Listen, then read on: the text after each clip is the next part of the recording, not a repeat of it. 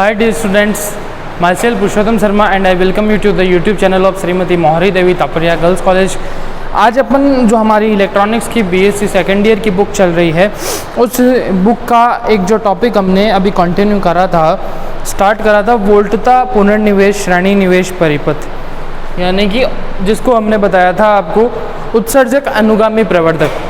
तो इसमें क्या था बेटा जी कि हमने आपको उत्सर्जक अनुगामी प्रवर्धक होता क्या है उसके बारे में बताया था, नॉर्मल उसके बारे में आपको जनरल डिटेल बताई थी। अब हम आज क्या करने वाले हैं, आपको यहाँ पर जो ये पूरा का पूरा जो अपना टॉपिक है, इस टॉपिक का हम थोड़ा पार्ट आज हम पढ़ने वाले हैं। तो जनरल क्या है कि जो उत्सर्जक प्रवर्धक था आपके पास में, जिसमें कॉमन एमीटर की बात अपन कर रहे हैं, उसके अंदर क्या था कि अपने पास में ये उसका जनरल परिपथ था, जिसके अंदर आपके पास में धारा स्रोत था, वोल्टता स्रोत था, यानी कि सिग्नल हम जिससे प्रविष्ट करवाने वाले हैं संकेत के लिए वो था। ये आपका बेस था, आधार था, जिसमें इनपुट दिया जा रहा था, आउटपुट आपको ई पे यानी कि अपने एमीटर पे मिल रहा था, सी यहाँ पे कॉमन है। ठीक है, तो अब यहाँ पर आज जो अपन बात करेंगे उसके अंदर हम निकालने वाले हैं, वैल्यूज़ कैलकुलेट करने वाले हैं किसकी, वोल्टता लब्धि की, प्रतिरोध की, निवेशी प्रतिरोध, निर्गम प्रतिरोध। तो इसमें क्या है बेटा जी कि नॉर्मल इसकी जो जनरल बात है वो हम पढ़ लेते हैं। सबसे पहले उसमें क्या बताया गया है कि जो हमने सर्किट लिया है वो एक उत्सर्जक अनुगामी यानी कि एमीटर फॉलोअर है, जिसमें क्या है कि जो उत्सर्जक प्रतिरोध है RE, ये जो आपका RE है, जो उत्सर्जक यहाँ पे प्रतिरोध है RE, उसके सिरों पर V नोट जो आपका VO आउटपुट है वो अपने को मिल रहा है। और इसकी जो वोल्टता श्रेणी पुनर्निवेशन है, यानी जो आपके फीडबैक है वो ट्रांजिस्टर में दिया जा रहा है और वो इनपुट के रूप में यहाँ पे दिया जा रहा है, यहाँ इनपुट करवाया जा रहा है। ठीक है, तो अब जो हमें पता है कि हम फीडबैक का यूज ले रहे हैं, तो अपने को फीडबैक थ्योरी का यूज करना पड़ेगा और फीडबैक थ्योरी का यूज करके हम यहाँ पर इसकी वोल्टता लब्धि, किसकी बात कर रहे हैं अपन, वोल्टता लब्धि, वोल्टता लब्धि, निवेशी प्रतिरोध और निर्गम प्रतिरोध,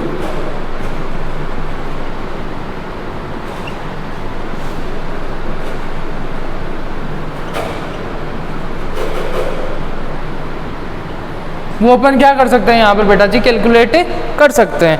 ठीक है, तो वो कैलकुलेट किस तरीके से होगा, उसका जो अपन एक ग्राउंड पहले बनाएंगे, पहले अपन प्लेटफॉर्म सेट करेंगे जिसका यूज करके अपन क्या करने वाले हैं, वो कैलकुलेट करने वाले हैं। तो सबसे पहले तो अपन क्या करेंगे, यहाँ पर H पैरामीटर मॉडल का उपयोग करेंगे। H पैरामीटर मॉडल का उपयोग करके हम जो ये अपने वोल्टता लब्धि है, निवेशी और निर्गम प्रतिरोध है, वो हम कैलकुलेट करने वाले हैं। तो H पैरामीटर के बारे में हमने जो हमारा सर्किट एनालिसिस जो फर्स्ट यूनिट पढ़ी थी उसके बारे में अच्छे से पढ़ लिया था कि वहाँ पर हमारे पास में H के 3-4 पैरामीटर्स होते हैं। H प्राचल के बारे में हमने पढ़ा था, उसके वैल्यूज वगैरह किस तरीके से कैलकुलेट करते हैं उनके बारे में हमने पढ़ा था। तो उसमें हम अगर यहाँ से इस सर्किट और इस सर्किट की अगर हम तुलना करते हैं H पैरामीटर की और सर्किट जनरल की, तो वहाँ पे अपने को क्या डिफरेंस मिलता है स्टूडेंट्स की। अगर यहाँ पे आपके पास VS है, ये स्रोत जुड़ा हुआ है, RS आपके पास यहाँ पर प्रतिरोध जुड़ा हुआ है इसका सिग्नल का, II आपके पास इनपुट धारा है, B है। अब यहाँ पे एक और प्राचल यानी HI जुड़ चुका है, HIE जुड़ चुका है। ठीक है, अब आगे यहाँ पे अपने पास में यहाँ पे RL है, ये लोड प्रतिरोध है, यहाँ पे RC है, ये जो RC हमने यहाँ पे सर्किट में ये यूज लिया था वही है। और यहाँ पर HFEIE जो हमने यहाँ पे एक स्रोत है वो जोड़ रखा है, जो कि अपना H प्राचल के रूप में है। यानी कि अब यहाँ पर जो वोल्टेज है वो 2 पार्ट्स में डिवाइड हो चुका है, एक RS में गया है, एक HI में गया है, जिनके अंदर II धारा बह रही है। और यहाँ पर जो धारा है वो HFEIE के रूप में यहाँ पर अपने पास से बह रही है। इनकी जो वैल्यूज हैं वो हम ऑलरेडी कैलकुलेट करके सर्किट एनालिसिस में पढ़ चुके हैं। तो आप उस टॉपिक को अगर रिवाइज करेंगे प्लेलिस्ट में जाके, तब आपको ये जो कॉन्सेप्ट है वो अच्छे से क्लियर हो जाएगा H पैरामीटर वाले, H प्राचल वाले टॉपिक के अंदर, जो कि हमने यूनिट नंबर 1 में करा था। ठीक है, तो अब यहाँ पर विदाउट फीडबैक, अगर हम विदाउट फीडबैक की बात करते हैं, दो कंडीशन हम लेंगे, एक लेंगे फीडबैक यानी विथ फीडबैक, एक हम लेंगे विदाउट फीडबैक। तो विदाउट फीडबैक की अगर हम बात करते हैं तो परिपथ की जो वोल्टता लब्धि है वो क्या होगी, यहाँ पे ज्ञात करने के लिए अपने पास में निवेशी जो परिपथ है यानी जो इनपुट सर्किट है अपने पास में ट्रांजिस्टर के अंदर, उसमें ई को क्या कर लेते हैं, इस ई को हमने ग्राउंडेड कर रखा है, यानी कि इसको हमने यहाँ पर ग्राउंडेड सेट कर रखा है। जब इसको ग्राउंडेड सेट करते हैं तब अपन यहाँ से इनपुट सिग्नल अच्छे से दे पाएंगे। और अब यहाँ पे जो आपके पास सिग्नल वोल्टेज है यानी संकेत जो वोल्टता है आपके पास में, यानी जो संकेत वोल्टता है, यानी इसको आप सिग्नल वोल्टेज बोल सकते हैं या इनपुट वोल्टेज भी बोल सकते हैं। वो क्या है, यहाँ पे आपके पास में Vs है, और जो Vs है वो Rs और HI में है, और यहाँ पर धारा कितनी है, II है। तो वो यहाँ पे इस तरीके से सेट हो सकता है, यानी Rs प्लस, इस डायग्राम को हटा देते हैं जिसका अब कोई यूज़ नहीं है, ऑलरेडी इसका यूज आपको बताया जा चुका है।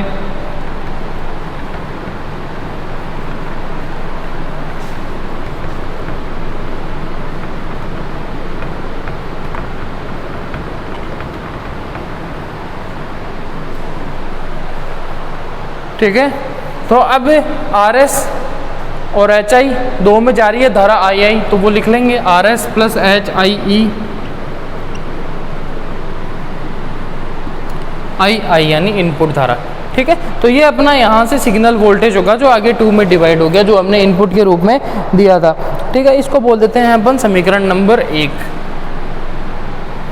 अब उसके बाद हम बात करते हैं कि ये तो हो गया इनपुट वोल्टेज, अब अपन बात करते हैं आउटपुट वोल्टेज की, यानी निर्गम वोल्टता।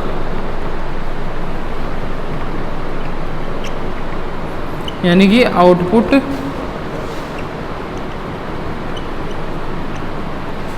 वोल्टेज।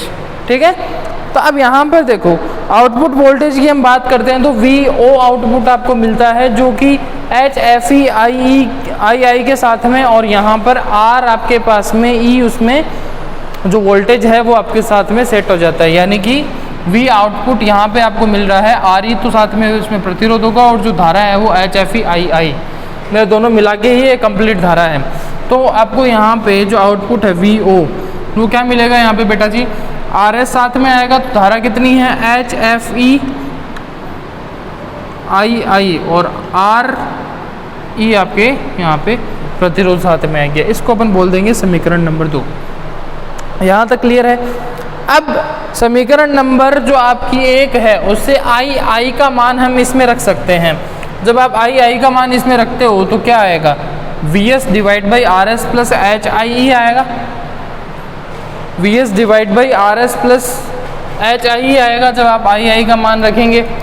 ठीक है, तो यहाँ पे रिमेनिंग क्या रहेगा, HFE RE, और II का मान रख रहे हो दैट मीन्स कि VS divide by RS plus HI।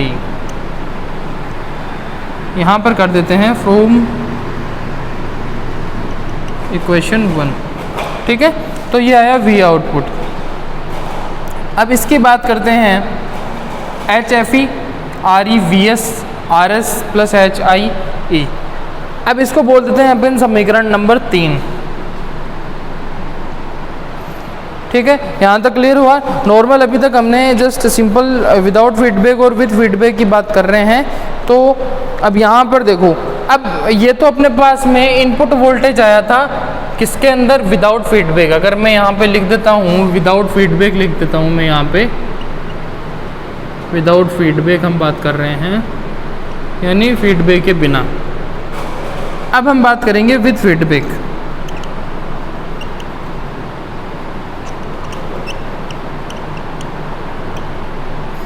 Without feedback क्या बोला बेटा जी कि आपके पास इनपुट है RS प्लस HIE और धारा II के साथ में जा रहा है VS के रूप में। आउटपुट की बात करोगे तो RE पे आपको आउटपुट मिल रहा है VO जो कि HFE धारा और साथ में RE, अगर आप वोल्टेज की बात करें तो V बराबर IR होता है, I वो है, R ये है, सिंपल सा अपने पास में आ गया। ठीक है, अब बात करते हैं विदाउट फीडबैक की। अब विदाउट फीडबैक है अपने, अब विथ फीडबैक है आपके पास में, विदाउट की बात हो चुकी थी। अब आप अगर विथ फीडबैक की बात करते हैं, तो अगर आप विथ फीडबैक की बात करते हैं तो विथ फीडबैक के अंदर अपने पास में क्या होगा कि आपके पास बीटा साथ में होएगा। तो अब आप विथ फीडबैक की बात करते हैं तो विथ फीडबैक में अगर सबसे पहले आप वोल्टता लब्धि, यानी कि अगर हम A की बात करते हैं, A क्या होता है अपने पास, गेन होता है, तो गेन क्या होगा, V output divide by V input. Input के रूप में VS दिया जा रहा है, क्या दिया जा रहा है, VS दिया जा रहा है, नहीं तो अपन मोस्टली यहाँ पे VI लिखते हैं। ठीक है, तो वो A की बात है, इनपुट सिग्नल हो गया ये। तो अब V आउटपुट कितना मिला है आपको, HFE RE VS, ऐसे लिख सकते हैं इसको, HFE RE और VS divide by RS plus HIE। अभी मैंने VS की वैल्यू नहीं लिखी, तो अब VS यहाँ पे अगर मैं VS से VS कैंसिल आउट कर देता हूँ तो अपने पास रिमाइनिंग क्या रहेगा बेटा जी, HFE RE divide by RS plus HIE। ठीक है, अपने पास में क्या बचा, HFE RE RS plus HIE, जो कि अपनी समीकरण नंबर कितनी हो गई, इक्वेशन नंबर हो गई 4। ठीक है, ये नॉर्मल सी चीज़ है। अब हम बात करते हैं कि अगर हमारा जो सर्किट है उस सर्किट के अंदर जो V आउटपुट है, उसी पूरे V आउटपुट को जो आपको मिल रहा है उसको अगर आप एक फीडबैक के हिसाब से भेजते हैं, यानी कि हमने बात करी थी सर्किट एनालिसिस के अंदर, जो हमने यूनिट पढ़ी थी फर्स्ट वाली, कि आप जो आउटपुट भेजते हैं बेटा जी उसको आप या तो पूरा का पूरा भेज सकते हैं या आप उसका एक छोटा पार्ट भेज सकते हैं। यहाँ पे हम क्या कर रहे हैं, V आउटपुट को पूरे को ही भेज रहे हैं। जब आप V आउटपुट पूरे को भेजेंगे तो यहाँ से ये पीछे आ रहा है, दैट मीन्स कि वहाँ पे माइनस लगेगा और ये बीटा V नोट आपको पूरा मिलेगा। यानी अब जो बीटा V नोट है ये आपका फीडबैक एम्पलीफायर में जो आपके पास वोल्टेज गेन है वो आपके इसके पूरे आउटपुट के बराबर होगा, जो पहले हमने इनपुट दिया था V आउटपुट VO के बराबर। ठीक है, तो अब यहाँ पे हम क्या बोल सकते हैं, पुनर्निवेशी अब जो वोल्टता है, अब उसको हम क्या बोल सकते हैं यहाँ पे, पुनर्निवेशी वोल्टता। इसके बाद का मैं यहाँ पे लिख रहा हूँ, अगर मैं इसको बोलता हूँ पुनर्निवेशी वोल्टता,